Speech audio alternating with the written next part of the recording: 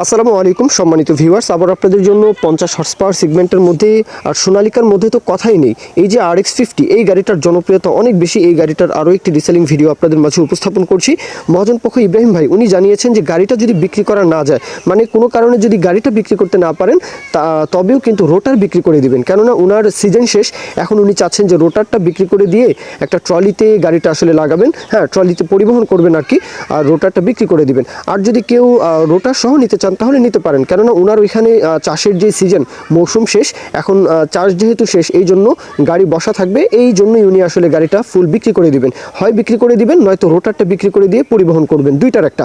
তো এখন আমি মূল কথাটা বলে দিলাম যে গাড়ি বিক্রির উদ্দেশ্য হচ্ছে চাষের সিজন শেষ, এই জন্য উনি ট্রলিতে গাড়িটা পরিবহন করবেন, নয়তো পুরো গাড়িটাই বিক্রি করে দিবেন। এখন আসি মূল ইনফরমেশনে। গাড়ির কথা বলা আছে যে 24 সাল থেকে গাড়িটা উনি ধরা গাড়ি শোরুম থেকে নিয়েছেন, 1700 ঘন্টার আশেপাশে গাড়িটা চালিয়েছেন।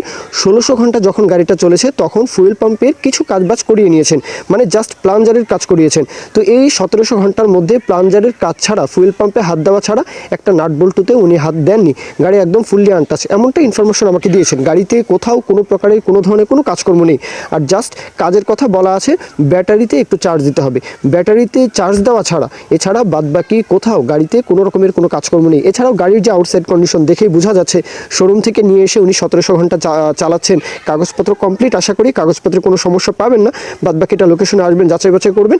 আর রোটারটার যে ব্লেড কিন্তু কুমিল্লা থেকে 12,000 টাকা দিয়ে উনি একেবারে ফুল সেট যে ব্লেড এটা লাগিয়েছেন, নতুন ব্লেড কন্ডিশন পেয়ে যাবেন। হ্যাঁ, কোথাও কোনো কাজকর্ম নেই, নিবেন আর চালাবেন। এক কথায় বলেছেন যে নিবেন আর চালাবেন, একটা টাকারও কোথাও কোনো কাজকর্ম নেই।